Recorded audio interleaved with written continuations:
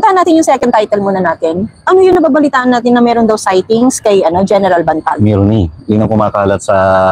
Pero wait lang. So saan siya nakita? Hindi particular. Basta may nagsabi sa akin na ilang tropa o mukhang may sightings na.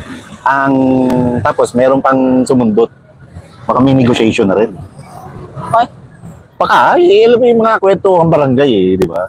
After what happened to Pastor Apollo Kibuloy. And si Tebes, mukhang susunduin din. So gusto nilang i-copy-paste ngayon yung claim nila ng success doon sa Pastor Apollo Kibuloy to General Bantag and to Rep. Arnie Tebes? Oo, Tebes. And, tama. Paano may uuwi si Rep. Arnie Tebes? Di ba nakaano siya, political asylum sa Lester, Timor-Leste? Hindi ko alam kung talagang officially granted yun. Hindi natin alam, di ba? And anyway, yung kay Kong Arnie Tebes, mukhang malapit-lapit sa katotohanan yun.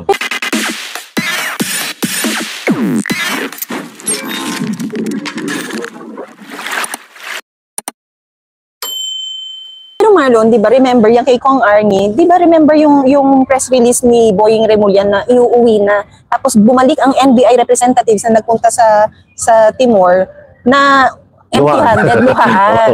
So bakit this time around, bakit magiging successful sila na maiuwi ito? Baka may another, channel? May another channel, saka set of negotiations. So ibibigay siya ng Timor-Leste? Most probably. Hindi natin alam Siyempre, nasa depensa rin yun ng company Kong Arnie. So ano ang magiging kapalaran niya dito? Diretso kulungan o mabibigyan siya ng due process? Yun ang hindi ko alam. Pero mabigat din yung niya. Yung akusasyon sa kanya. Kasi multiple murder yun. Pero siya kasi yung meron pang meron pang probability ng innocence. How do you call it? Lahat naman yun. Until proven guilty, di ba? But look at Rep. Franz Castro na convicted and still holding office freely sa Congress. Ganun kabayas. Yun ang sinasabi ko. Ang mababang kapulungan ng Kongreso. Tinawag na ng mababa, napakababa lang ng uri ng institusyon na to. Magalit na sila. Diba? Yun ang pagtingin natin. Anyway, yung kay General Bantag, may nagsabi naman, kung may sightings, papahuli kaya ng buhay? Or, kung may negotiation, ano mangyayari? And pag nangyari ito pag natin kalimutan na ang isang DILG Secretary Benhar Abalos ay giging-gigi na LB ng Japan, salamat po sa pakulay, giging-gigi ng tumakbo. Desidido na. Nung una, nag-announce na actually. Nag-announce na. Nung una, ayaw dala niya, hindi pumapalo sa ratings di ba? Pero, magiging bandera ni DILG, yun ang gusto niya mangyari. Ang magiging bandera niya yun na napasuko niya ang Pastor Apollo Kibuloy, sa claim niya. Credit grabber naman tong lekat na to di ba? Tapos, nahuli ang isang General Bantag. Congressman Tebes at mahuli ang isang General Bantag. So does he think, si SILG, ang tingin niya ba magiging trophy niya ito for his win sa Congress ay sa Senate? Isipin mo, para maging karon sa pelikula niya, Batang Quiapo. Yung Black Rider, Night Rider, di ba? Ninanamnam niya ngayon, na-internalize siya na gusto. Birthday ba ni OFW Hero? Thank you. Happy birthday. Kuya, maligayang araw ng pagsilang po, OFW Hero. At may hindi mo na binabalaura buko. Buti nga, hindi niya pinapansin yung receive ko na po yung sa Canada. Pinating kay DK. So sa tingin mo ba, Marlon, enough yung gano'n na nakahuli ka para ikaw ay maging deserving sa upuan sa Senado at maging mambabatas? Alam naman natin itong gobyerno to, mga nuknukan ng yabang, enough na yun para ipagyabang nila ng gusto. Pero maging deserving, I don't think so.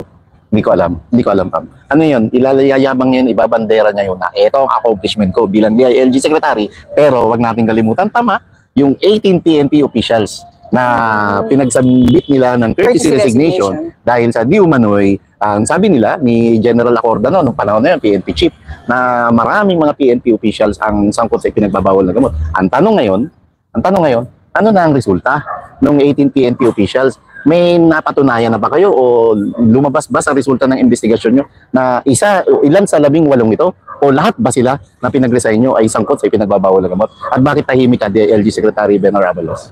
Lang yan di ba?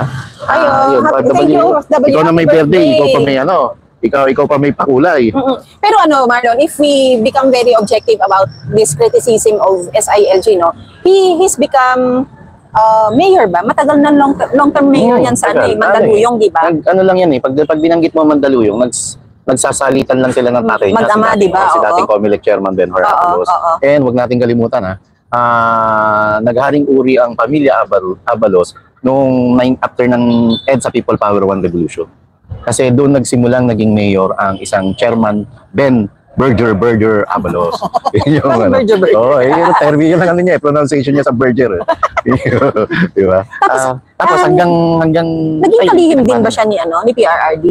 MMDA. Oh, MMDA. Parang pinagkatiwalaan siya ng isang Pangulong Rodrigo Duterte. At yun ang masaklap na katotohanan.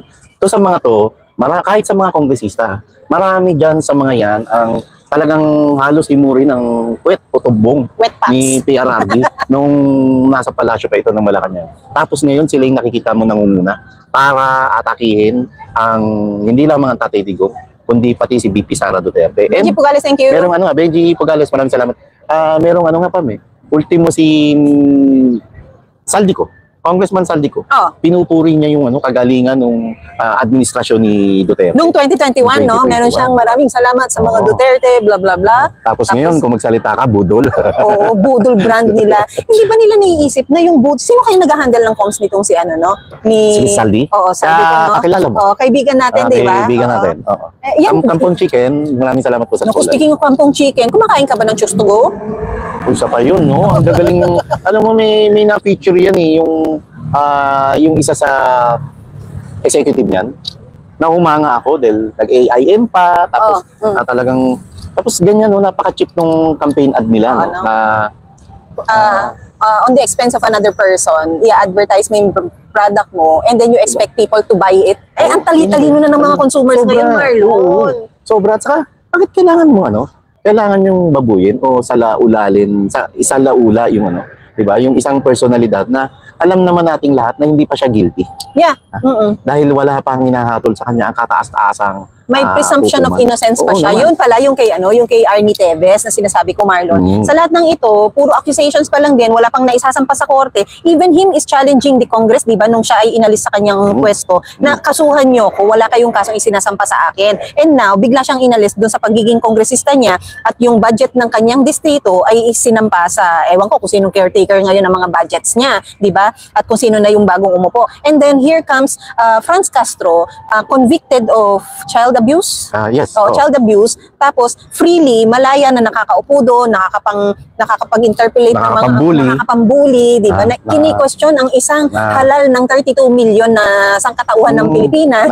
Makabayan black daw. Yes. Kung makabayan ka, Franz Castro, kung makabayan ka, anong say mo? Anong take mo doon sa agri-smuggling? Bakit hindi yun ang pagtuunan mong pansin? Yung agri-smuggling, ang direktang nakaka-apekto sa kumakalam na sikmura ng mamayang Pilipino at hindi yung budget intelligence fund ng ni BP Sara. Na sentimo lang kumpara sa ginagastan ninyong sarili ninyong mga intel funds. Sobra, Pam. At saka itong agri-smuggling na to, na pinamumunuan, na pinangalanan, na bilang isa sa mga namumuno, pasimuno ng agri-smuggling, si Michael Ma, na super duper close ni First Lady Lisa Araneta Marcos, tanggapin natin katotohanan na kaya hindi nagmumura ang bilihin sa merkado ay dahil patuloy walang humpay ang pagpasok ng mga smuggled products sa Pilipinas, partikular na yung mga produktong pang-agraryo. At kasama dyan ang bigas, asukal. Speaking of bigas and asukal, Marlon, meron nagpalengke tour kahapon. Ang Speaker Martin Romualdez ay pumunta sa ilang mga palengke sa Nepac Mart. Sa Kamuning. Tapos meron pang iba, I think apat na palengke yon. And there were may pumalit na ngayon kay Marroas. Totoo, sa comments makikita mo, Marlon. And sa photo ops na yun, Marlon, pinapakita nila na meron ng 45 pesos per kilo ng bigas. Wow. Versus dun sa mas nakakaraming nakikita natin na 65 pesos per kilo. Yung 45 pesos na yun, hindi nila dapat ipagmalaki. Kasi yung 45 pesos na yun, panahon pa ng eleksyon, 45 pesos na yun. Tama. Kaya nga natin naisip ang 20 pesos per kilo ng bigas. 20 to 30. Ilapit man lang nila sa 30. Ang masaklap, nung 2022, nung kampanya, meron pang 44, may 43. Alam na alam ko yan, Pam. Kasi ikaw nga ang hindi, Pam. At saka, may mga tauhan tayo na kasama sa nila, yung libre bigas, libre pagkain. Kaya syempre, ang binibili ko, hindi ko naman, normal lang, hindi naman yung binibili ko yung medyo mura para sa kanila. At alam ko yung presyo na noon pa, noong 2022 pa, meron ng 43, 42. Tapos ngayon pinagmamalaki nyo, 45. Mataas pa rin yan. Asan yung pagmamalaki nyo? Tama si Carlex Crespo kanina, ang sabi niya, hindi 45 ang kailangan dahil 20 pesos ang hinahanap. pinangako. Ang sa amin lang naman, ang price range kasi na ibinigay natin noon na gusto niyang ipangako was 20 to 30. At least 45 man lang, ilapit nila sa 30, ang layo pa rin ng 45, Marlon. Sobra. Hindi ko alam eh. Ano yung pinagmamalaki nyo? Para lang may optics na namalengke kayo. Ang cheap, di ba? May isang ilustrado, may isang oligarchs na namamalengke. Marlon, sinabi mo yung tamang salita, optics. Kasi di umano, nung ito ay pumunta sa palengke, walang interview dapat. Dapat puro pictures lang. Because he was trying to avoid questions tungkol doon sa nangyayaring kaguluhan sa kanyang chamber na, alam mo yun, yung pambubuli kay VP Sara. Tapos yung mga ka-questionable mga budget, yung transfer na ginawang issue or in-expose ni VP Sara na silang dalawa lang ni Zaldico at si Martin Speaker Romualdez ang may control ng pondo ng bayan. Ano yun? Sa Samar Province, probinsya na to, 58 pesos ang presyo ng bigas. Katabi lang to ng Leyte Province, ha? Uy, ano yan, ha? Puro ano to, agricultural town to, province, di ba? 58 pesos, so sabi ni, sino to? My God, ganun kamahal ang bigas Sobra natin, pa. Marlon. Sobra, tapos bili tayong nilalaso ng isip natin, ha? Ang 45 mura na. Hindi, ang pinangako nyo ay 20 pesos per kilo ng bigas. At yung 45 na yan, noong 2022, nung hindi pa presidente ang Bongbong Marcos, meron ng ang bigas 42 pesos, may 41, may 39 pa. Mabigat na nun yun, ha, Marlon? Kasi pag mamalaki mo, 45, okay lang kayo. Sa inyo, marami kayong pera kasi baliwala sa inyong paggasta ng pera dahil madali nyong i-liquidate sa pamagitan lamang ng certification. Chicken feed lang sa inyo yan, di ba? Hindi po totoo yung 45 na price, nilagay lang yun habang nagpapapicture. Isipin mo, drama lang, di ba? Ayun, may 38 pa dati, tama, si Dati, Precious. good morning. Tama, no, noong 2022. Sigurado ko dahil ano ba to? Yun ang binibili ko para sa mga tao ko. Hindi true yung 45, bago yung bond paper. Bago yung bond paper, napansin nyo pa yun? Sana meron matinong mainstream. Kung meron pa, mainstream media, nabalikan yung balikan si Ate Tindera, no?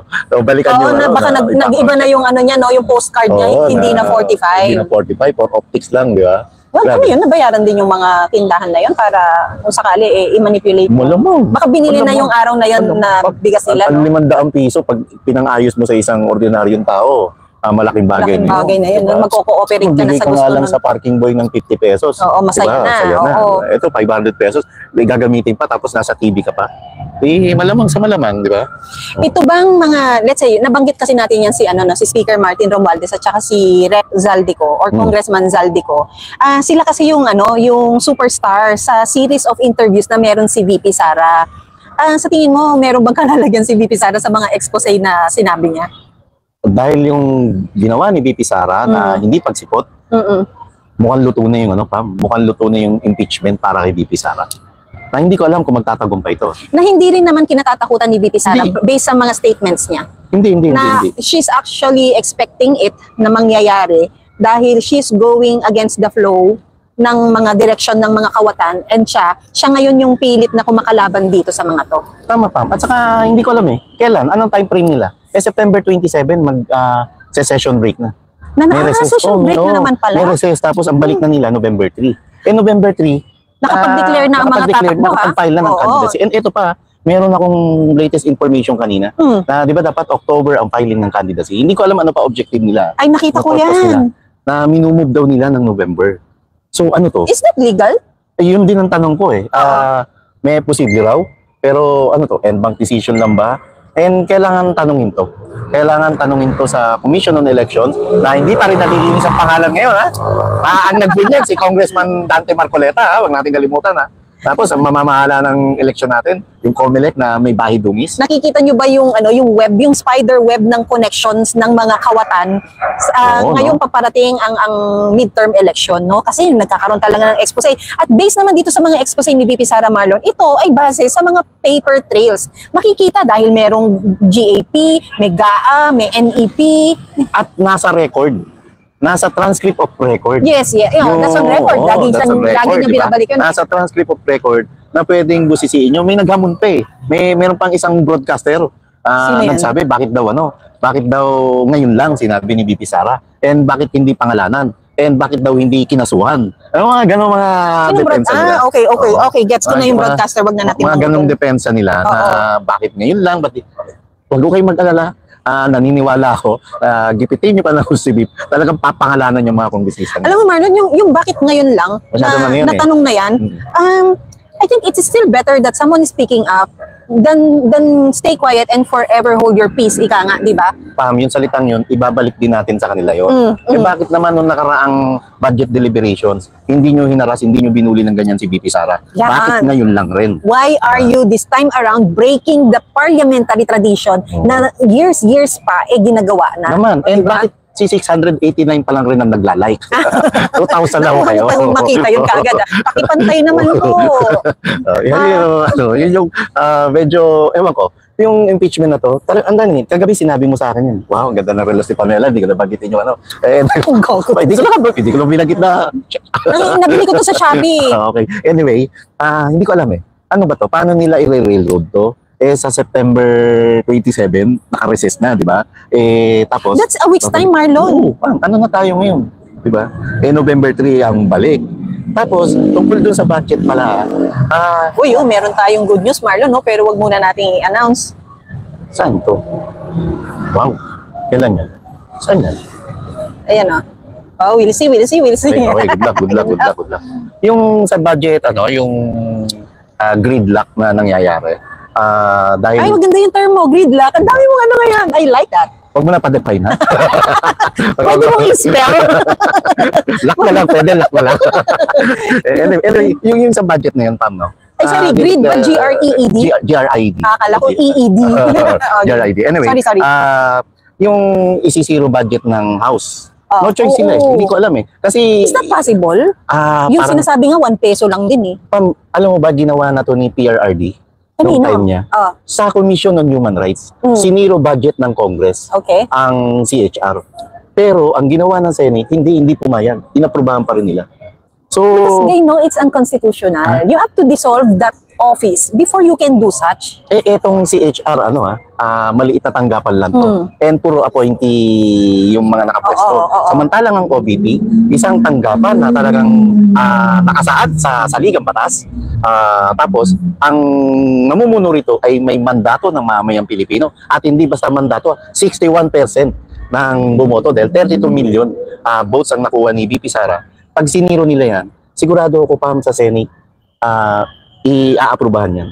So, despite the presence of the Honorable Riz Ontiveros sa Senado? Hindi, nangyari na yan. Ginawa na yan ni Digong sa CHR. Sana yung mga political observer dito, i-correct kami. Another question to challenge your take, Marlon, no? Sa tingin mo ba, ibibigay din nila yan kung ang sinasabi naman na may control and power of the purse, dadalawang tao lang?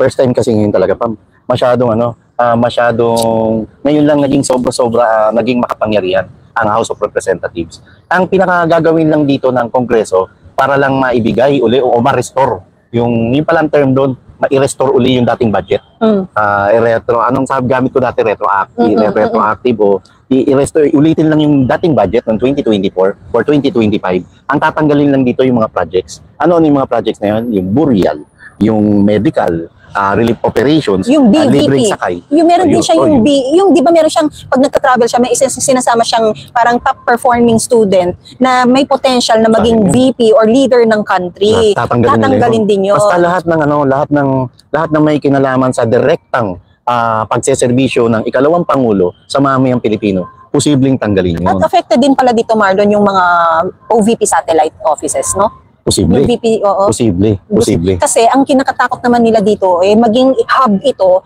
ng campaign for midterm and to pave her way for being the next president. Yun yung ayaw nila magkaroon advance na sila mag-isip, Marlon. Ganon sila katakot. Yes. Dahil alam nila ang popularity, charisma, galing, talino at husay ng isang VP Sara, Pam. Alam mo yung takot, Marlon, nag-e-equate yan sa laki ng iyong insecurity.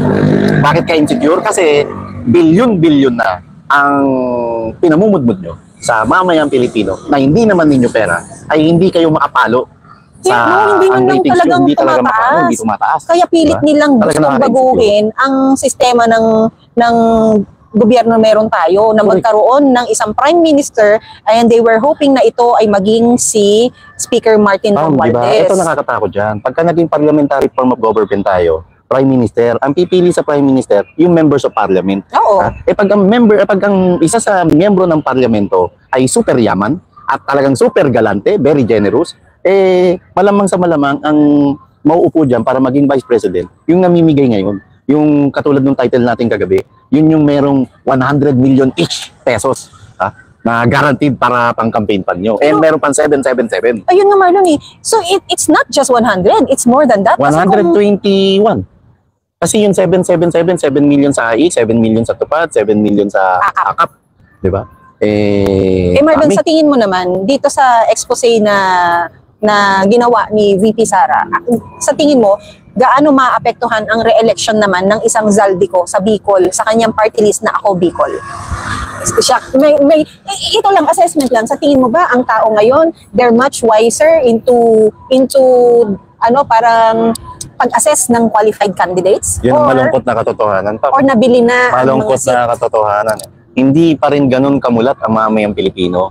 Ang mamayang Pilipino talagang masakit to sorry tamaan ng tamaan. Talagang yung iba, pagdating na sa pera, iba pa rin yung mentalidad Iba pa rin yung yung kwento na lang yung kay Pastor Apollo Kibuloy. Maraming naniniwala na bakit kailangan ipagtanggol ang Pastor Apollo Kibuloy na nagpapakilalang sa Nupad. Hindi po.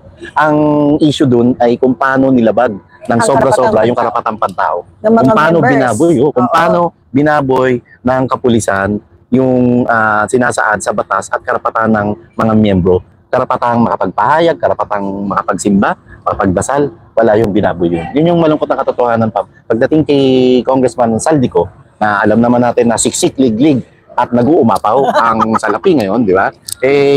Malamang sa malamang. Siguro yung 881,000 votes na nakuha niya, baka maging 882,000 votes.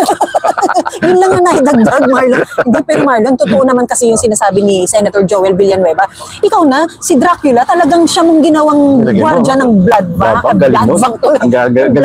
Galing nung. Napakagaling. Yun yung simplest way of saying na isang maling move ang Zaldico na maging head ng appropriation, na may hawak ng kaban-kaban na pera ng Pilipinas o ng bansa. No? Para mong ipinaubaya sa magnanakaw ang iyong bahay o treasure chest na itatakbo na lang anytime. Sa madaling sabi, di ba, bago ka pumuna ng dumi ng iba, di ba? Tingnan mo na yung sarili mo. Yung issue lang ng Parmalit, sangkot ka pala ron. Yung yung laptops, Marlon. Yung water down, di ba? Isa laptop. And merong dissenting opinion dyan si Senator Coco Pimentel. Ang dami pa na talagang nandun sa records, kung halongkatin lang, nandun yan na lilitaw na dapat kung ang salita niya, magpabudol. Sino ba ang unang nambudol? At sino ba talaga ang may record ng pabubudol? Ang question nila, yung confidential fund na 2023 na talaga naman nagamit sa tama. Yun medyo stretch na nila yun. Kailangan na nila. Ito kasi ang narinig ko naman, Marlon. Yung sinasabing luto na ang impeachment against VP Sara, di umano ay papayag naman at magpa-participate ang mga huwad na mambabatas dyan sa ngalan ng salapi. Sa ngalan ng 100. And even more than that. I believe it's more than that, Marlon. Ang pauna lang to. Ito yung signing bonus pa lang yan. Signing bonus pa lang to. Ito yung sinasabi nila na magpa-participate sila. Pero bigyan naman daw sila ng isang matinding dahilan na tatayuan nila. Maglabas ba ng talagang grounds na impeachable ang offenses na ginawa ng isang VP Sara. So ibig sabihin, even in themselves, meron silang worry na bigyan nyo naman kami ng steady platform na tatayuan na ikaw, impeach. Yun nga yung insufficient form in substance, di ba? Kaya isang isang kailangan yun para maisampa ang impeachment complaint sa mataas na kapulungan ng Kongreso, natatayo naman bilang impeachment court. Are you worried? Hindi. Kasi... For her? Hindi. Sa tingin mo magpa-progress? Yung timeline na pinag-uusapan natin, hindi ko alam September 27. September 27. Hindi ko alam kung paano nila i-railroad to. At pagka ni-railroad nila to, lalong magagalit ang mamayang Pilipino. Okay. Tapos paano to tatanggapin sa Senado? Ang lahat ng aminin o hindi ng mga politiko ngayon, lahat sila, ang pag-iisip nila, nakahanda na sa kandidatura nila. Lalo, ang filing ng candidacy ay sa darating na October unless na-move ito sa November. Hindi ko pa alam gaano ka-confirm yung Hindi, sige. Bakit naman gusto nilang i-move ng November? Because they want to progress yung impeachment? Hindi ko pa rin alam, hindi pa ako nakapagtawag eh. Nung brinig ko to, papunta pa lang ako rito eh. Mamaya malaman natin, and una, legal ba to? Pangalawa, ano purpose? Another question, Marlon, is, di ba during session break, di ba pwede naman magkaroon ng mga committee hearings? Committee hearing. Oo. Oo. So sa committee hearing ba magaganap ang And mga pwedeng ganyan plano? in fairness pa ma, kahit naka-session break, pwedeng magpatawag ng special session. Oh. Pwedeng magpatawag ng special session. Pero Marlon, lahat ba present nun? For sure, every session break, alam mo ba ang mga yan kung nasaan? Nasa Europa, nasa Amerika. Pam, kung ano, Dala ang pera ng bayan, nagbabakasyon, nagpapakasasa. Tawag sa mainstream media nito, kung may pampatalino. Chocolate. Talagang present. Ang tawag ng campaign dyan, may pa-chocolate. Di ba? Yun yung Sa bagay, no? I-delay mo yung plano mo para lang meron kang pampatalino. Saka may dadagdagan ko pa Bakit yung pampatalino? para tumalino lalo sila. Gumaling sila. Pampabibo? Pampabibo. Energizer. Oo nga naman. What money can do, you cannot Naman. Hindi natin alam. Pero sige lang, galitin nyo mamayang Pilipino. Baka yan nga lang yung hinihintay ng mamamayang Pilipino, Marlon, para talagang mag-alab ang kanilang mga puso. Hindi lang. Nakamonitor pa rin ang militar. Wag po nating kakalimutan na ang mga militar ngayon bilang mga professional na tao, nagmamadman, nagmamatsyag at nakamasid sa mga kaganapan sa ating kapaligiran at sa lipunan. Na alam nila, sila mismo nagbabalidate. Wag din nating kalimutan, nasaktan sila ng gusto dun sa extraction issue. Na bakit kailangan ang isang first lady na walang mandato utusan ang ISAP para lamang extract yung mga bata. Walang kinalaman dito yung walang kinalaman dito ang national security. Oo, ang gobyerno, hindi naman nila. At ang nag-utos, ang first lady. Huwag din natin kalimutan pa, nagmamatsyag sila, nakamasid pa rin sila doon sa issue ng agri-smuggling. Sa issue ng agri-smuggling, sa issue ng corruption, saka sa issue ng lantarang favoritismo. Favoritism na nangyayari ngayon, hindi lamang sa AFP, kundi sa PNP. Huwag natin kalimutan yung nangyari kay General Peralta, na dapat isang araw lang naging OIC PNP na dapat siya mag-o-out bilang PNP chief, di ba? Tapos biglang the following day nandiyan na ang niya, lumuwas na ang pamilya niya to support him. Tapos the following day ng oath-taking, hindi siya ang isinumpa. At alam ng militar na di umano may pumasok na may umikot na 50 million pesos para lamang maibigay yung pwesto kay General Peralta. Ang tanong ngayon, naisoli kaya yung 50 million pesos na yun? At ang pinatutungkulan to, binayaran niya yung pwesto niya? Binayaran o may nag-sponsor? Walang iniwan to doon sa kwento nung judiciary position for sale. For sale. Yung hoodlums in robes. Hoodlums in robes, di ba? Na wag natin kalimutan. Yung kay General Accord ng araw, kwentong barbero to, kwentong barangay, di ba? 250 million yun. Kasi may sabong online pa noong panahon na yun. Ngayon 50 million outright. Ang tanong, naibalik ba yun? Ang mabigat doon, nagmukhang tanga, kahiyahiya si General Peralta. Magmukha ka ng kahiyahiya sa mata ng publiko. Huwag ka lang magmukhang kahiyahiya sa mata ng pamilya mo. Yun ang masaklap doon. Sakit nun para sa pamilya Marlon. At yan din ang pinagdaramdam ngayon nung binanggit ko kanina na 18 police officials na pinag-resign nyo dahil mga full colonels and generals dahil makasangkot di umano sila sa ipinagbabawal na gamot. Na lumipas na ang 2 taon. Hanggang ngayon, walang resulta. Ano na nangyari doon sa niladang obats na nakuha? Doon sa Batangas, di ba? Yeah. Alitagtag. Sa Alitagtag. Diba? Nasaan yung driver nun? Asan yung mastermind nun? Asan yung follow-up operation doon? Ang sipag nila mag-follow-up operation sa mga pogo. Sa mga pogo, ang sipag mo. Asan yung follow-up operations nung niladan siya bu? Nahubaran ba? Nakilala ba yung mastermind? At kung nakilala yung mastermind, naaresto ba? Wala nang follow-up operation sa tahimik. Lahat sila nakatuon doon sa operation kay Pastor Apollo Kibuloy, operation sa Pogo, para sa operation sa kriminal, wala silang ginagawa.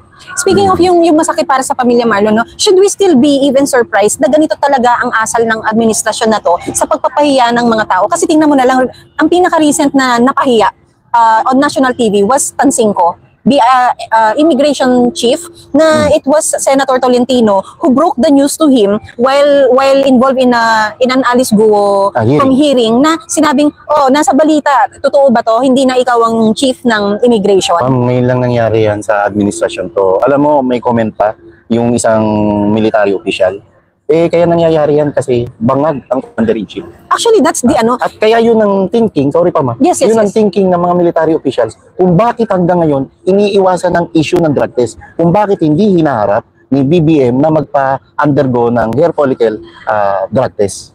Pero Marlon, lagi na lang ba nilang palalagpasin yan na sila ay napaglalaruan ng isang pangulo na hindi stable ang pag-iisip, gawa nga ng mga allegations na ito ay lulun sa masamang bisyo? Maaring sa puntong to, pinapalagpas nila, pero ibabalik ko yung kanina sinabi ko, nakamasid, nakamanman at nakamatsyag, nakamonitor sila pa.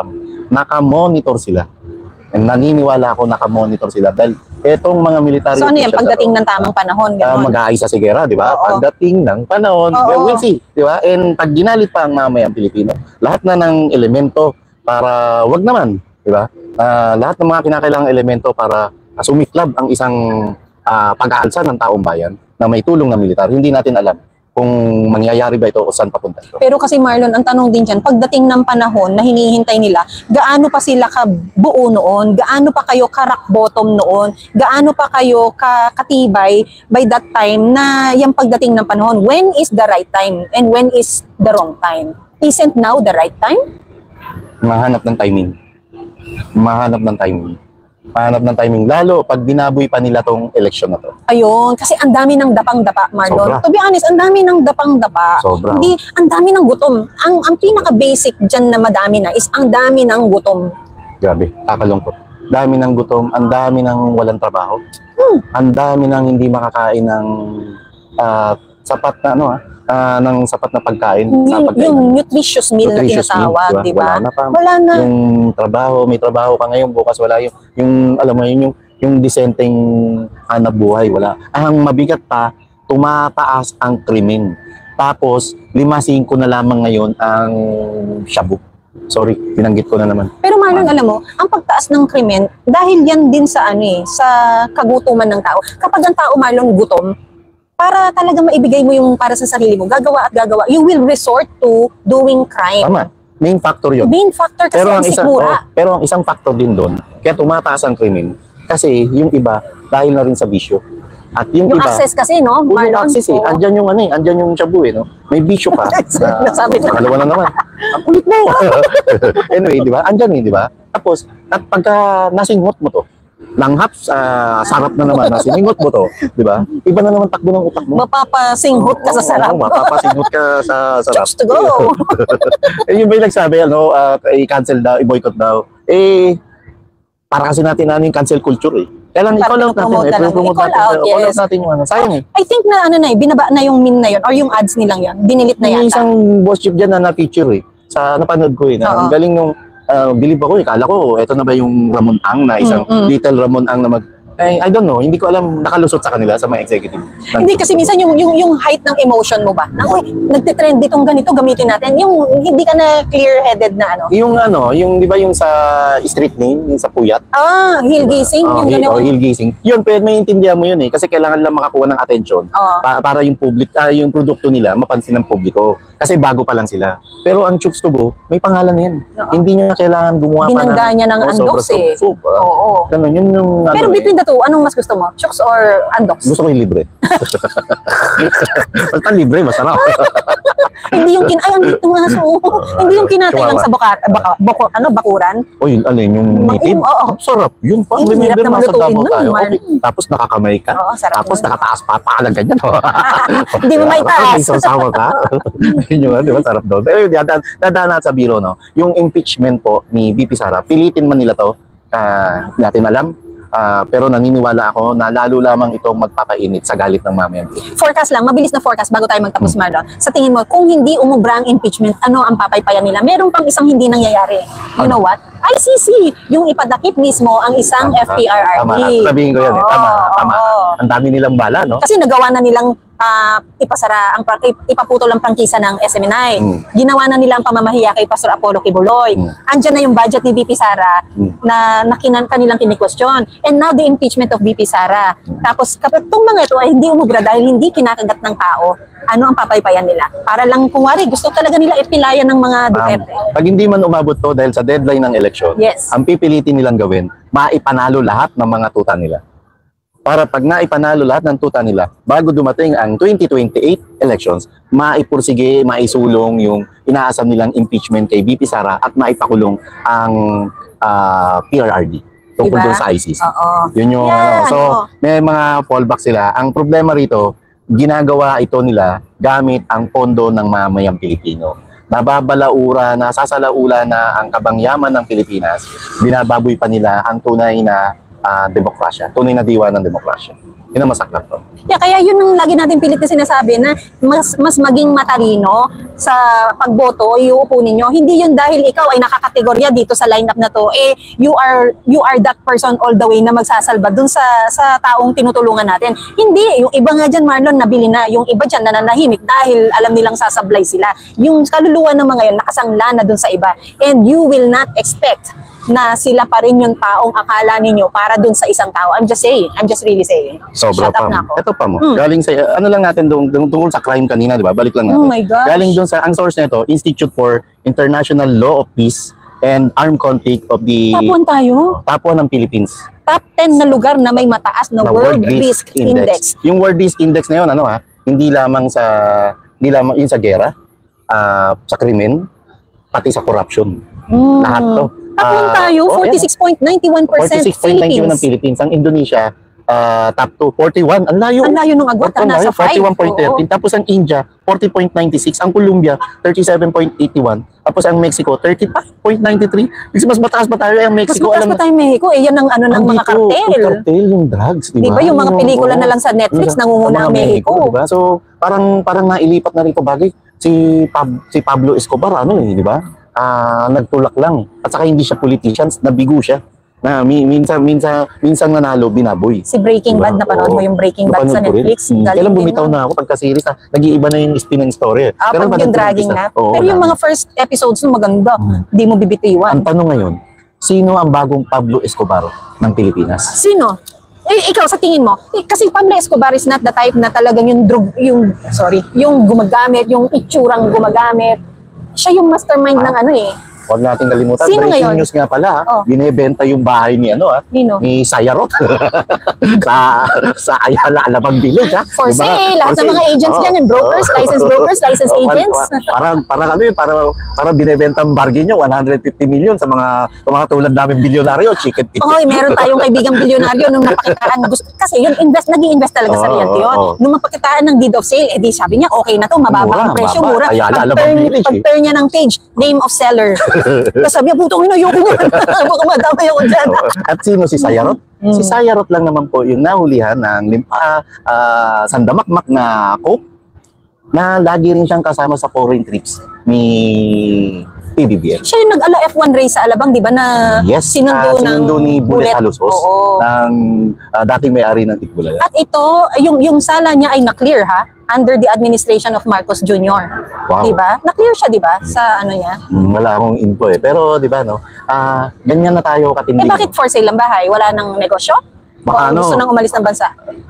Oo nga gusto tumakas No? Oo, Pwede. baka gusto Baka tumakas. naman wala nang Hindi, baka negosyo. Gipit. Sa amin sa mga inchik, para iwas balas. Hanap swerte bahay uli. Yun yung Pero ang dinig ko, Marlon, gipit na. Gipit na? O bakit? Outside di ko lang bunan siya sa palasyo? O bakit? Hindi ba ganun ang sistema ngayon? Kapag if you cannot deliver, outside di ko lang buka. Hindi makadeliver, parang tuloy pa rin ang sistema ng O balay mo, not through him Pero anymore. not through him, Oo. Pwede, kamusta naman si Michael Ma? Oo, no? Kamusta ka naman, Michael Ma? Papansinin mo, Marlon, hindi na nila masyadong pinapaypayan ng issue ng WPS or ng South China Sea, yung hidwaan dyan. And pansinin Dahil niyo. hindi binili ng tao. Mismo. At saka, pansinin nyo, mukhang hindi na napapabiyahe ng gusto si PBBM. Baka may nailabas na ng todo. Nailabas na yung dahil alam na, nailabas. sisingilin siya magkano yun. Yun Yung, lang, votes, Marlon. yung mga pledges. Balikan na lang natin yung Balikan pledges natin na yun na hindi Alam ko, nangyari. balikan natin yun. Hindi nag-materialize yan, Marlon. Sobra, alin dito ang nagkatotoo. O bagay, asa pa ba tayo? Nung nakaraang zona, ang sinabi niya, bilang na araw ng smugglers. Taon na binibilang natin. Wala pa rin, nga pa rin tayo. Alam mo, Marlon, dapat nadala tayo dyan Kasi kung nasabi niya yung bilang na ang araw, tignan mo, nasabi niyang walang armas at walang tear gas na ginamit sa loob ng KOJC. At ang malupit, nasabi niya na merong 5,500 flood control project. So in short, sinungaling itong Ito ang budol na Oh, sinasabi. yan ang Kaya budol. sabi ni Saldico, ito ang budol. Pero bakit pilit ini-equate ni Zaldico yung budol sa Duterte and not to the current administration? Binabalik nila.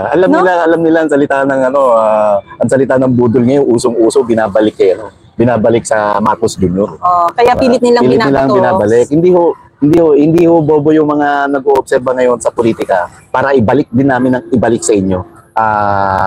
Itong ginagawang pangako at kabalbalan nyo. At hindi rin naman ho kami bobo para hindi maobserba na wala kang confidence dun sa statements na nilabas mo against dun sa mga exposés na sinabi ni VP Sara tungkol sa kanya. Alam mo yung nangangatal siya, wala sa mukha niya yung confidence. Alam mo kasi ang confidence ng isang taong nagsasabi ng totoo, Marlon, versus dun sa isang tao na puro kasinungalingan ng sinasabi. Totoo. Masyado niyang nanapan ng butas yung bodyguards, mga securities.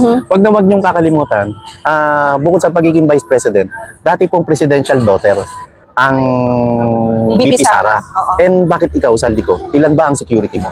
Pakilantad mo ilan ang security mo? At bakit sandamakmak din ang security mo? Bakit? Malaki ba atraso mo sa mamayang Pilipino? Baka, Marlon, titingnan natin kung gaano pa kalaki ang espasyo para may lugaran pa ang mga gagawin niyang mga susunod na kapalpakan. At kung hanggang saan ang mga Pilipino para magtiis at magsawalang kibo sa mga nangyayari sa ating bansa. At tingnan din natin kung hanggang kailan mag-oobserba ang mga militar sa nangyayari sa ating paligid. I cannot wait. Yan. Maraming salamat po sa 3,119. At maraming salamat po sa nag-like na 1555. Dinaig yung 777. 7 million sa HACAP, 7 million sa AIX, 7 million sa Tupad. Each congressman yun, ha? Each, no? Grabe, ilan sila? 21. 300 plus yan, Ang Marlon. daling i-disburse yan. Kasi Saan ang nila certification, ano? ang liquidation mo ngayon, certification na lang. Ganun-ganun. Tapos, di ba, ang kukunin nila yung 90 billion pesos na pera sa PhilHealth, na dapat yung 90 billion pesos na yun, ay hindi naman mula sa tax ng tao bayan yun. Contribution yun ng bawat membro. Tapos, kinukuha pa nila, no? Grabe, walang awa to mga to. Walang, talagang, Lahat lahat ng matataga, tatagain. lahat ng masisip-sip, hihigupin talaga. Sobrang talas. Sobra, no? Hindi ko alam kung mga pinagliba to sa Hortaleza, tatalas. Hindi, tsaka Hortaleza sa Basyador, yung, Ah, yung taga-talim na naman, palas, galing. ano nga ba yung company na nagsisip, yung nag-ano nung, Yung Malabanan. yung sa mga Poso Negro, Poso Negro, Malabanan. Tama. oo. Baka yun ang negosyo niya. Naman, grabe. Oo, no? Ay, nako, maraming issue pa ang ating tatalakayin. At magbabalik tayo bukas, Marlon, no? Bukas. Maraming salamat po. Ako po si Pam. Ako si Marlon. Narito po tayo sa third floor studio na. Mind your own opinion. Don't forget the LSS. Like, share, and subscribe at yung DSA. Na don't skip ads. Pero Marlon, hindi na natin nasasabi to, pero mabilis ko lang sasabihin. Ang opinion namin ay aming opinion. Kung may iba kang opinion, mag-vlog ka rin. Wag niyo ho kaming tatakutin dahil matagal na kaming takot sa Diyos na pinaniniwalaan namin. Ikaw na tumawag. Huwag kang manakot. Dahil hindi ka Diyos! Ako pa, tagal ko na rin hindi nasasabi to. Hi, Louie! Ay, Asek, you have one job to do. Hindi madapa yung principal mo. Anong ginawa mo? Tinulak mo. Tumawa Nakita pa. namin, tinulak mo. Ano pala yun, Marlon? Hindi pala siya... Parang asfalto. Biyak? Pilipid, Biyak pala siya. Hindi ba yung Parang hindi ba ito yung ghost delivery? Dahil tinipid yung pondo. Nagkaroon ng gap. Diba? Akala ko kasi parang siyang, alam mo yung parang tube na lahat ng wire doon para hindi kalat yung wire. Kaya so doon nadali di ba, yung actor na si Eddie Garcia. Oo. Matisod. Ikaw, Bulldog, you had one job to do. Hindi mo ginawa. So, TYL po sa inyo lahat. We will see you.